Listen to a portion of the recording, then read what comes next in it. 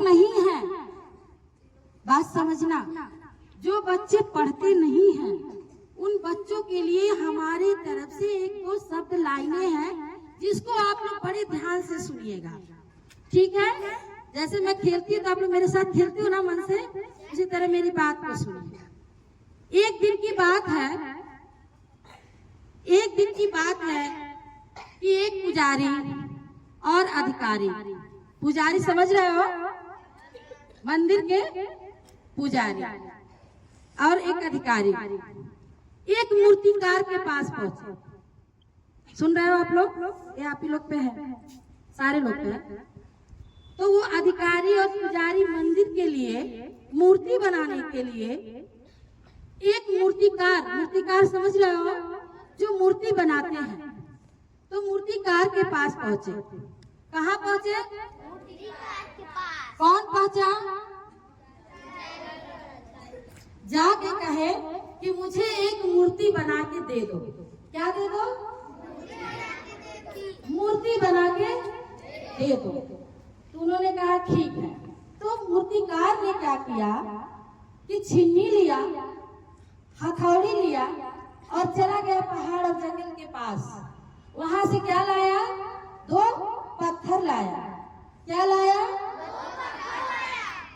2 पत्थर लाया और अपने जगह पे स्थान पे बैठ के वो उस एक पत्थर को छीनी हथौड़ी से क्या बनाने लगा? आकृति, यानी कि चित्र भगवान का बनाने लगा, ठोकने लगा, बार करने लगा, खूब मारने लगा।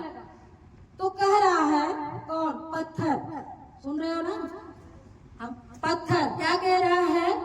अरे मुझे मत मारो, मुझे चोट लग रहा है। अरे मुझे मत मारो, मुझे चोट लग रहा है, मुझे बार मत करो। तो वो बोला मूर्तिकार, ठीक है, जब तुम्हें चोट लग रहा है तो मैं तुमको छोड़ देता हूँ। समझ गए? हम तुम्हें छोड़ देता हूँ। उन्होंने उस पत्थर को किनारे कर दिया। बचा फिर एक और पत्थर, उसको लिया, फिर छीनी हथौड़ी से उसको बार करने लगा, अपना चित्र बनाने लगा। वो बनाते गया तो बड़ी सुंदर मूर्ति तैयार हो गई। ठीक है, बड़ी सुंदर मूर्ति तैयार हो गई। तब क्या हुआ? कुछ दिन के बाद वही पुजारी, वही अधिकारी आपकी मूर्ति लेने पहुंचेंगे ना, तो लेने गए। तो उस मूर्ति को उस मूर्तिकार ने मूर्ति दे दी। समझ में आ गया? मूर्ति दे दिया, जिसको खूब सुंदर उस पत्थर को बनाया था।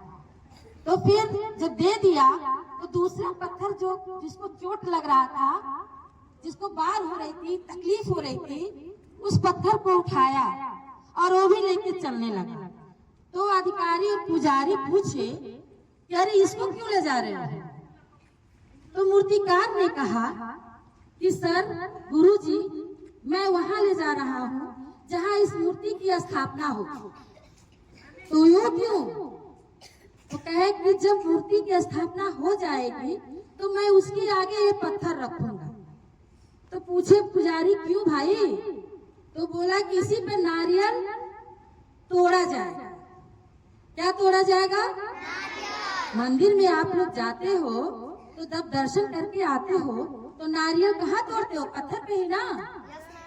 तो कहा ठीक है, चलो। मूर्ति स्थापना धूमधाम से हो गई। पूरे गांव समाज, पूरे लोग उस मूर्ति का पूजा किए और वो पत्थर उसके ठीक सामने रखा था। इतनी मतलब पूजा पाठ, मंदिर होता है ना, एक मूर्ति का पूजा होता है ना, खूब पूजा पाठ हुआ, अच्छे से पूजा हो गया। उसके बाद वो जो पत्थर एक था जो नारियल वाला, वो चुपचाप देख रहा था। क्या कर रहा था? देख रहा था। तो जब पूजा हो गया पूरा, सब लोग चले गए। और जब लोग अंदर से आते थे पूजा करके, जल चढ़ा के, उनको फूल चढ़ा के, अपना माथा टेक के, तो नारियल लाके कहाँ फोड़ते थे? उसी पत्थर पर। बार बार फूटता ना। तब वो सब लोग चले गए तो पत्थर बोला उस पत्थर से, किससे?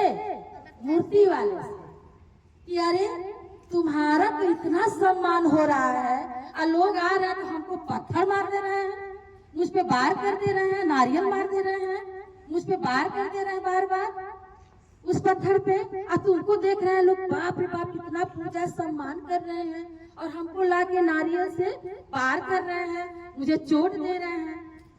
तो वो पत्थर क्या बोला, यानी मूर्ति क्या बोला?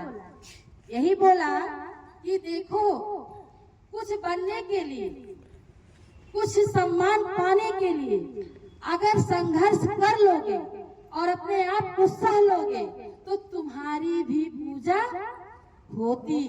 तुमने उस वक्त, तुमने उस छीनी और हथौड़ी का बार सहा नहीं, तो आज तुमको उस जगह पर रखा गया है जहां मैंने सहा, मैंने संघर्ष किया, मैंने पढ़ाई किया। तो आज देखो मैं कहाँ बैठा हूँ ना, और तुम कहाँ बैठे हो।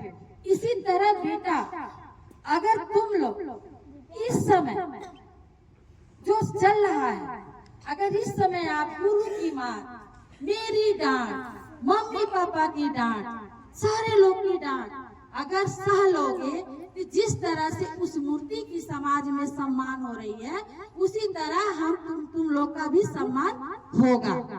होगा कि नहीं होगा?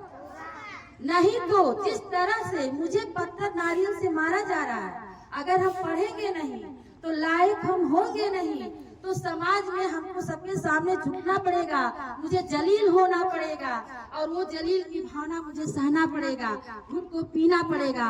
अगर हम पढ़ लेंगे तो हम किसी लायक बन जाएंगे, तो लोग मेरा सम्मान करेंगे, समाज में लोग सम्मान करेंगे, मम्मी पापा खुश रहेंगे, घर आगे बढ़ेगा, परिवार खुश रहेगा।